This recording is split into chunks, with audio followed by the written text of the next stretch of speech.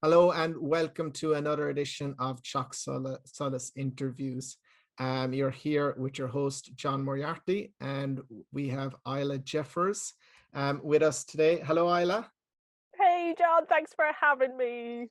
No bother at all. And me and Isla know each other in person as well, so it's good to have a person that you know being interviewed. So we're talking today about Isla's book. It's called Jeffers of Bandon, A History.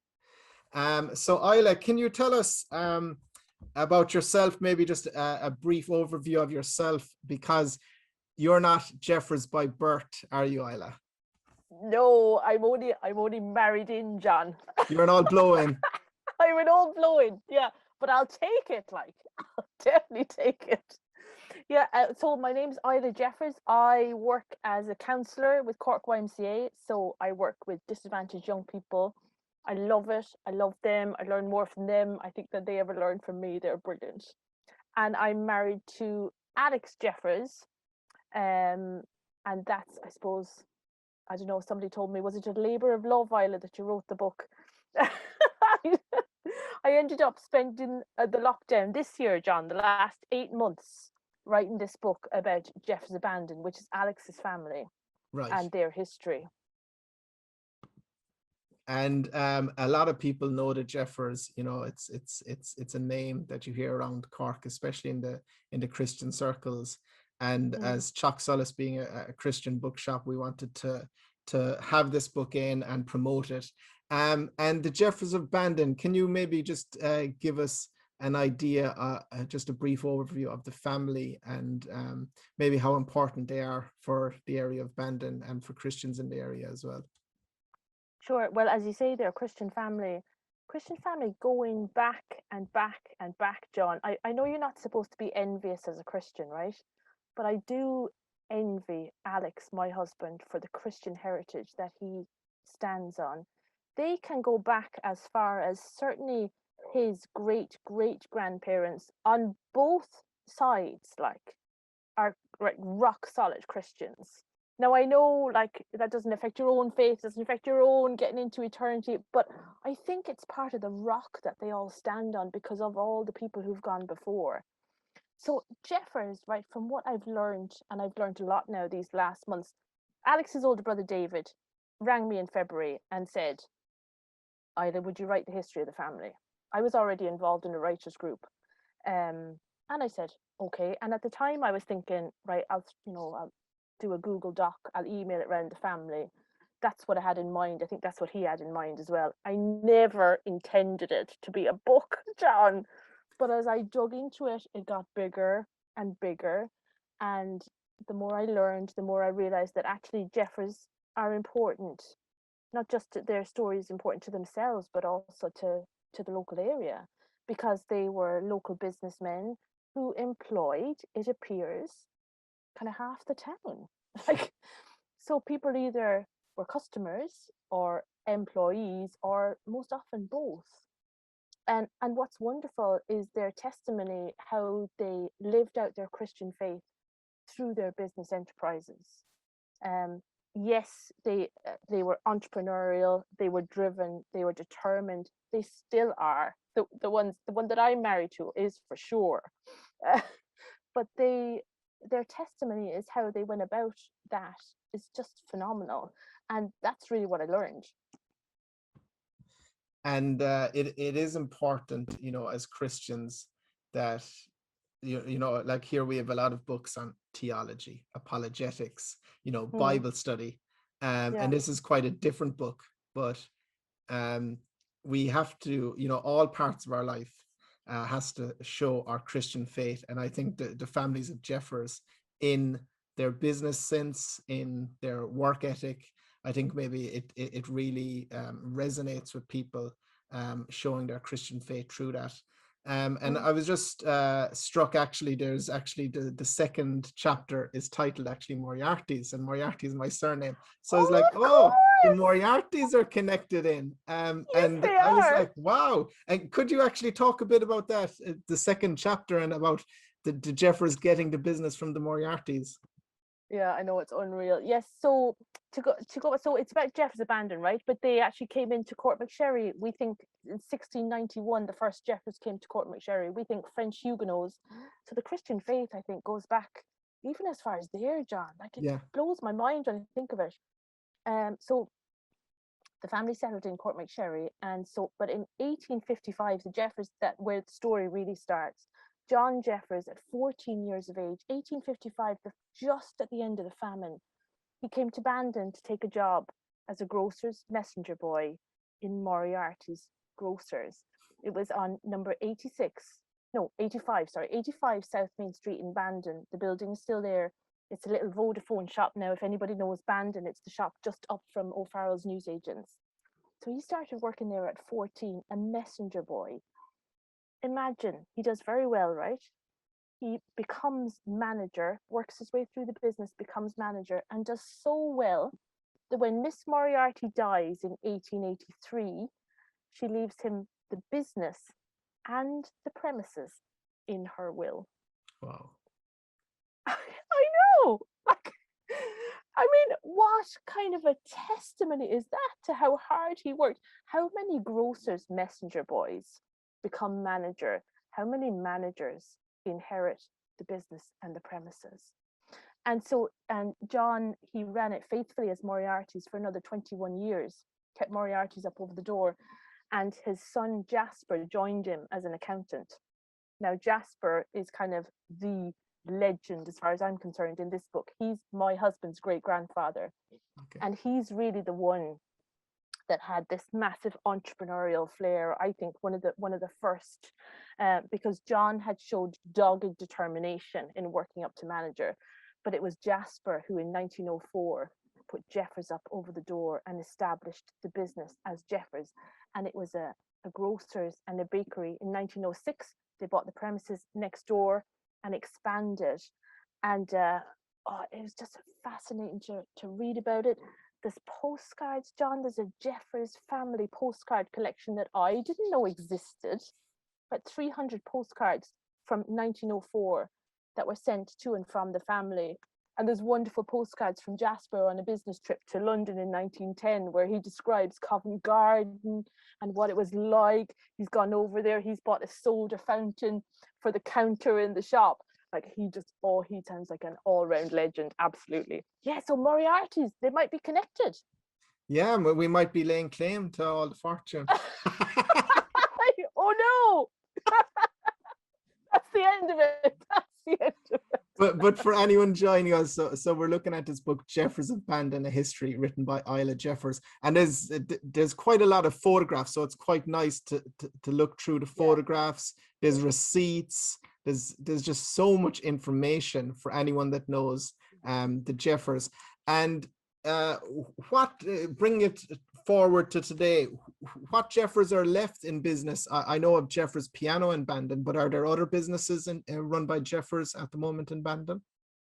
There's only the two. Well, there's two, and there's another one that's not mentioned in the book. Maybe another chapter for the next edition. But my husband Alex has the piano business on the bypass, and his brother David has the church organ business. Okay. So now it's very much music. It's pianos, all musical instruments, and the church organs. But Alex's nephew Andy Jeffers is making paddles for like kayaking and stand-up paddle boarding, handmade paddles, Jeffers paddles on Instagram. Look him up. He could be the next chapter. But John, I learned so much, like charting the family through the years, and it was so encouraging to me in my faith to see how God stood by the family, God's provision for the family, how they survived the War of Independence and the Civil War was extraordinary. They navigated a neutral path through the War of Independence.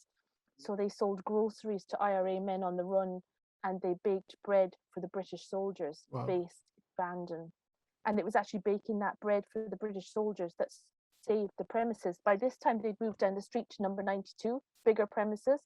And it was one night when the Crown forces were torching the street. They did it more than once at various premises on the street in retribution for killings. They were about to set light to Jeffers when the shout went up from the officer, "Don't burn that if you want your bread in the morning." And Jeffers was saved. Isn't Wow. that So extraordinary? God was really, providing for them and holding back that force against them. You read about it in the Bible, Yeah. different times that armies are held back from doing certain things.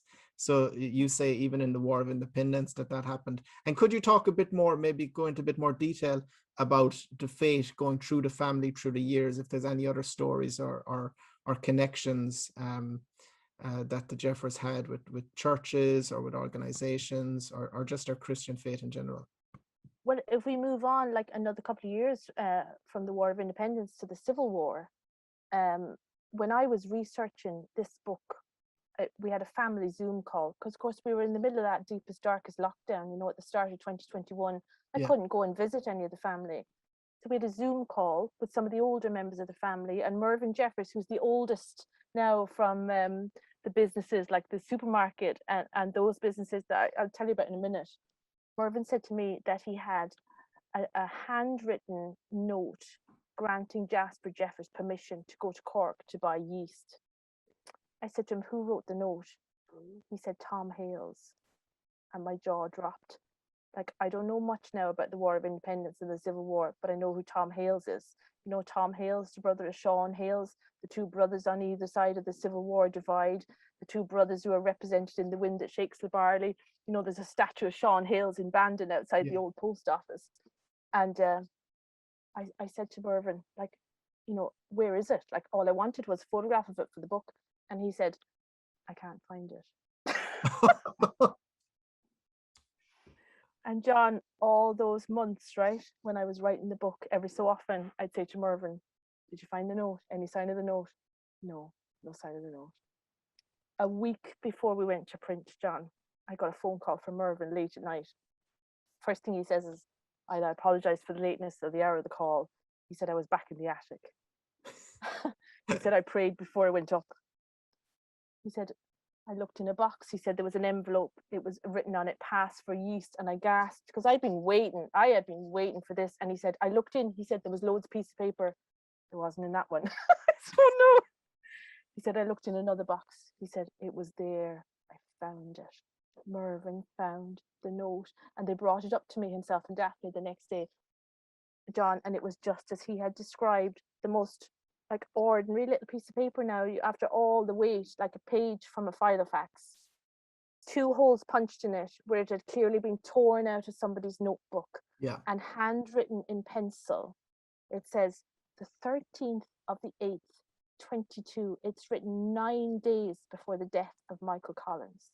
Wow. And it says, "The bearer, Mr. J. Jeffers, is going to Cork for East." He wrote East. He didn't write yeast. He got it wrong. And it's signed Tom Hales. And just very faint in the fold of the note, you can see where Jasper added in the Y for yeast. Unbelievable. And you talk about God's faithfulness. I spoke to a local historian about it, and he explained to me that it was an extremely turbulent time, August 1922. There was blockades all over the roads. That it was changing. It was changing between the pro-treaty and the anti-treaty sides, the balance of power. And he said for Jasper to have gone to Cork for yeast like that would have taken considerable local knowledge and some degree of courage to make a journey like that. And sure, like, they must have needed the yeast. Like, they couldn't break the bread without it. Yeah. God's faithfulness, God protected him, and the family still have that note. I couldn't believe it. Mervyn found it. Anyway, there's a picture of it in the book. I thought you were going to say the family still have the yeast. Oh, the yeast. Yeah. Oh, I'd say that's long gone. That's long gone. Right. That's long gone. Yes, but sorry, that's a very long answer to your question. You're asking me about the Christian heritage. Yeah, what's wonderful, Travers Jeffers, who's Jasper's son, he got fantastic opportunities, and himself and Mervyn and Peter, my father-in-law, very much involved in the charismatic movement that happened in the 1970s and 80s. I found a recording from Travers, and he says on that recording that himself and two friends of his used to drive to Cork once a week. They'd sit in the car on the Grand Parade and they'd pray for the city of Cork. And they did that regularly, once a week, praying in a car. And I just, oh my goodness, it really resonated with my spirit, John, because I was thinking, oh my goodness, how many people have become Christians in Cork as a result of those men praying in that car? What a sacrifice. Travis got tremendous opportunities. He was invited into many monasteries and convents to share the gospel. He was invited to preach in Thurles Cathedral back in the days when, if you weren't a Catholic, you certainly didn't, and if you weren't a priest, you didn't get to preach in those places. Yeah, so incredible stories and people coming to faith. It's just amazing to hear it, and it's just so important as Christians that we don't divide our, we'll say, you know, going to church on Sunday to the rest of our week, because most of our time is spent in work, you know, and Jesus himself was a carpenter, and it's so important that we do, you know, we work diligently as if we're working for the Lord. And I'm sure the Jeffers through the years, they've done that. Have you heard, since releasing the book, Jeffers of Bandon, have you heard any other stories maybe, or people talking to you maybe at the book launch of how they've been impacted by the Jeffers in different ways? Yeah, loads that I missed, John, you know. Great stories, wonderful stories of the crack that was in there. By the 1950s and 60s, they were employing over 60 people in Jeffers, in the grocery and bakery store. They'd also had a piggery, they had a wholesale business, there was an auctioneering business. Like it just seemed to mushroom, just develop. And in 1960, they opened the first supermarket in West Cork on the South Main Street in Bandon, where customers had to be trained how to shop for themselves. Because of course, back in those days, you know, you'd go into the shop with your list, you'd give it to somebody at the counter, and they would gather all the produce for you and pack it up. And it would either be delivered or you'd collect it. Like the prospect of being able to go around the shop and pick things up yourself was unheard of, and they felt like, you know, they were going to be accused of stealing. And they had a sign at the door, please take a basket, for people to do the shopping, and they had to change the sign because people were bringing them home. They took it literally. And I believe that they stocked all kinds of produce, exotic produce that you wouldn't get anywhere else. But they stood on their Christian faith, John, because while they were strong businessmen, successful businessmen who worked hard, there was two lines of product that they never stocked in that supermarket. That was tobacco and alcohol. They never sold it. Wow. Yeah, no, it's important to stand by, you know, by our faith in all things, and our work especially. So it's great to hear that. And just to mention, the proceeds of this book, they're going to, is it the Bandon RNLI? And also, what's the second group that the proceeds are going to? The Seamen's Christian Friends Society. Christian Friends Society, yeah. So along all the way through the history, there's a huge connection with the water. So there was many coast guards in the family. There was lighthouse keepers, and there's a wonderful chapter in the book about Benjamin Robert Jeffers, who was a lighthouse keeper who was involved in a rescue in 1911. Not just him, but his dog helped as well.